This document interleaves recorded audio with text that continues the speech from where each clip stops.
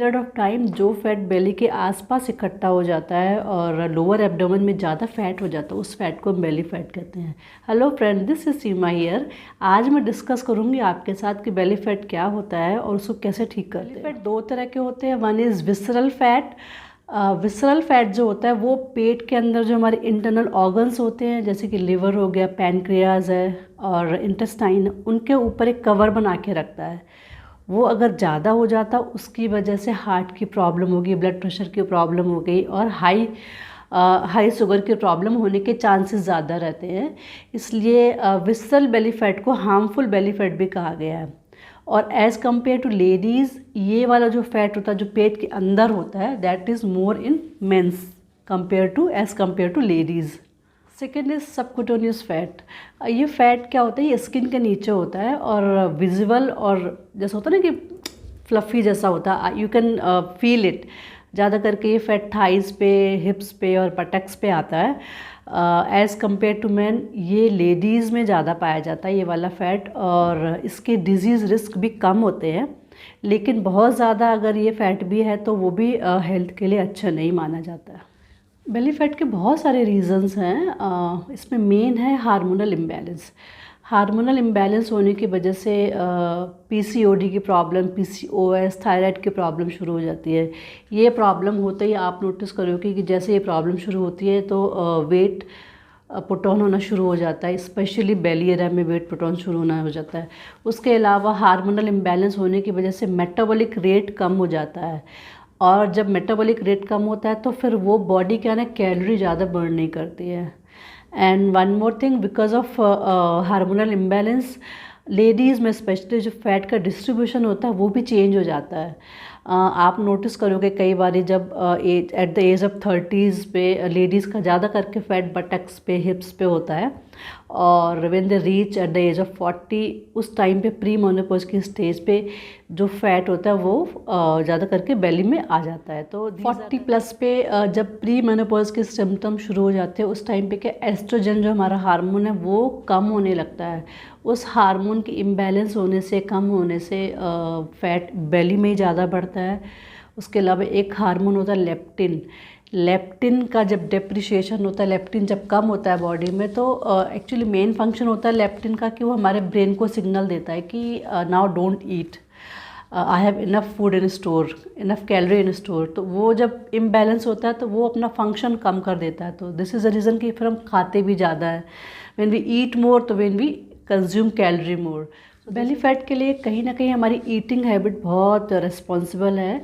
क्योंकि आजकल जिस तरह से हम फूड खाते हैं, प्रोसेस्ड फूड ज़्यादा होता है, कैंड फूड होता है उसमें। उसके अलावा कोलाज हो गए, ड्रिंक्स हो गए जिसमें कि बहुत ज़्यादा क्वांटिटी में शुगर होती है। तो शुगर इज़ वेरी हार्मफुल है। शुगर बहुत बड़ा रीज़न है वेट पुट ऑन करने का, स्पेशली बेली फैट के लिए। स्ट्रेस की वजह से भी फैट बढ़ता है। आजकल स्ट्रेस किसको नहीं है, सबको स्ट्रेस होता है, लेकिन वही स्ट्रेस जब बहुत टाइम तक के लिए परसिस्ट करता है तो वो उसकी वजह से फिर ब्लड शुगर लेवल बढ़ जाता है, ब्लड प्रेशर बढ़ जाता है और फिर साथ के साथ फैट भी आने लगता है।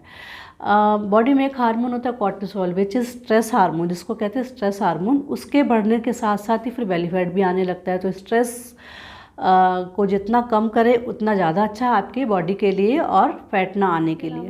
इसके अलावा है मेडिकेशंस। कई तरह के मेडिकेशंस होते हैं, उसकी वजह से भी फैट आता है, जैसे कि एंटी डिप्रेसेंट हो गया, एंटी साइकोटिक जो मेडिसिन होती है। उसके अलावा इंसुलिन भी लेते हैं कई लोग, उसकी वजह से भी बेली फैट आता है। Next is genetic. बहुत सारे रीज़न्स के साथ साथ जेनेटिक भी एक बहुत बड़ा रीज़न है कि जिसकी वजह से बेली फैट होता है। कई लोगों को आपने देखा होगा ना तो वो इतना ज़्यादा खाते हैं, उनके हार्मोन्स भी बैलेंस्ड है, बट उनका क्योंकि उनके जेनेटिक्स में ऐसा, उनके पेरेंट्स का, उनके दादा दादी किसी को ओबेसिटी की प्रॉब्लम अगर होगी तो हो सकता है कि उनके अंदर भी वो प्रॉब्लम आ सकती है। तो genetic is also important reason for the belly fat. Next is sedentary lifestyle. आजकल तो कोविड टाइम में वैसे भी वर्क फ्रॉम होम चल रहा है, स्कूल फ्रॉम होम चल रहा है, तो लाइफस्टाइल हमारी बहुत चेंज हो गई है। बहुत टाइम हम लोग अपना मोबाइल पे भी स्पेंड करते हैं। उसके साथ जो हम खा रहे हैं, जो हम कैलोरी ले रहे हैं, उसको जब बर्न नहीं करते तो वो फिर उस वजह से क्या एक्यूमुलेट होने लगता है फैट। वो स्पेशली बेली एरिया में एक्यूमुलेट होता है। So sedentary lifestyle is also equally important for the belly fat. Sleep, अगर आप अच्छी नींद नहीं लेते हो, आपकी स्लीप अच्छी नहीं है, क्वालिटी स्लीप नहीं है, तो वो भी एक रीज़न हो सकता है आपके बेली फैट का। कम नींद होने से या आप अच्छी प्रॉपर नींद नहीं लेते, उसकी वजह से एक हार्मोन होता है सर्लिन, उस हार्मोन के इम्बैलेंस होने की वजह से आपको भूख ज़्यादा लगती है, आपको क्रेविंग होती है, you feel like eating every time. तो इसलिए good sleep is very necessary. आप क्वालिटी स्लीप लें, एटलीस्ट 7 to 9 आवर तो आपको सोना ही चाहिए। बेली फैट का रीज़न कुछ भी हो सकता है, लेकिन इसको कम करने का कोई शॉर्टकट नहीं है। मार्केट में आपने बहुत सारे ऐसे एडवर्टीज़मेंट देखे होंगे, बहुत सारे ऐसे प्रोडक्ट भी देखे होंगे जो क्लेम करते हैं कि इसको करने से 15 दिन में 10 kg वेट कम हो जाएगा, 5 kg वेट कम हो जाएगा। बहुत सारे ऐसे वेट लॉस प्रोग्राम भी होते हैं जो क्लेम करते हैं कि 1 हफ्ते में इतने किलो वेट कम हो जाएगा। हो सकता है उससे कम भी हो जाए, लेकिन जब आप उनको फॉलो करोगे तब कम होगा। जैसे आप उनको बंद करोगे या थोड़े से लेज़ी होगे तो वो वेट फिर ज़्यादा आपका बढ़ के आ जाएगा। तो फिर जितना शॉर्टकट होगा उतना ही फिर वो बाद में आपको प्रॉब्लम करेगा। So only main thing is जिससे कि आपका वेट कम हो सकता है, that is exercise and diet. कि आप अपने डेली रूटीन में वर्कआउट, फिजिकल वर्कआउट और एक्सरसाइज को ज़रूर इंक्लूड करें। कोई शॉर्टकट नहीं है वेट कम करने का, आपको करना ही पड़ेगा वर्कआउट और डाइट पे ध्यान। उसके अलावा जैसे आप अगर कार्डियो कर रहे हैं तो कार्डियो के साथ अपने रूटीन में स्ट्रेंथ ट्रेनिंग में इंक्लूड करें। मैंने एक वीडियो बनाया है स्ट्रेंथ ट्रेनिंग पे, वो ज़रूर इंक्लूड करें। उसके अलावा HIIT भी कर सकते हैं, HIIT से भी काफ़ी वेट कम होता है। योगासन्स भी हैं, उसको भी कर सकते हैं। धनुरासन हो गया, मकर आसन हो गया, भुजंग आसन हो गया, इनसे पेट पे स्ट्रेच होता है तो पेट इसलिए बेली फैट कम होता है उससे। तो asanas is very important for the belly fat. उसके अलावा आप कार्डियो भी कर सकते हैं। एक अपना प्लान बनाएं कि भाई 2 दिन आपको हफ्ते में स्ट्रेंथ ट्रेनिंग करनी है, 3 दिन करनी है और 3 दिन आपको कार्डियो करना है, 1 दिन आपको आसनास करना है। जो भी उस हिसाब से आप या तो पर्सनल ट्रेनर लेके आप अपना एक प्रोग्राम बना सकते हैं, उसको फॉलो करें, बट करें ज़रूर।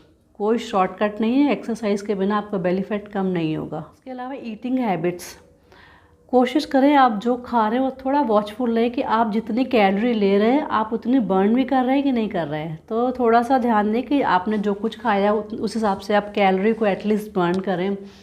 उसके अलावा प्रोसेस्ड फूड वगैरह कम लें। ये जो सॉफ्ट ड्रिंक्स वगैरह मिलते हैं, कोलाज हो गए, सोडाज हो गए, इसमें बहुत शुगर होती है, उसको कट करें।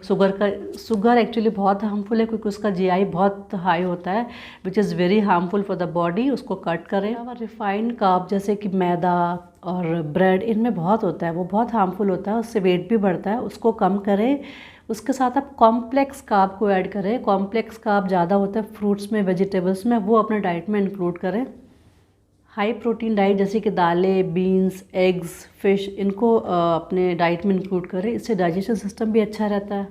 उसके अलावा सॉल्युबल फाइबर बहुत अच्छा होता है वेट लॉस के लिए। सॉल्युबल फाइबर का मेन फंक्शन होता है वो बॉडी में फ़ैट को डिपॉजिट होने से रोकता है, और उसके अलावा इसको लेने से क्रेविंग कम होती है, भूख भी कम लगती है।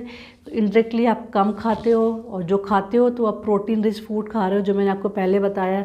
तो उसको खाने से वैसे भी आपके अंदर कोई प्रोटीन की और कोई विटामिन्स की कमी नहीं होगी, बट आपको क्रेविंग कम होगी तो आप लाइक फैटनिंग चीज़ें कम खाएंगे। तो दिस इज़ द रीज़न कि आपको सॉल्युबल फाइबर अपने डाइट में ऐड करना चाहिए। सॉल्युबल फाइबर किस में होता है? ओट में होता है, लेंटिल्स में होता है, उसके अलावा फ्लैक्स सीड में भी होता है। तो इन चीज़ों को आप अपने डाइट में इंक्लूड करें। और आई होप फ्रेंड आपको ये वीडियो पसंद आया होगा। If you like the video please like and subscribe my channel.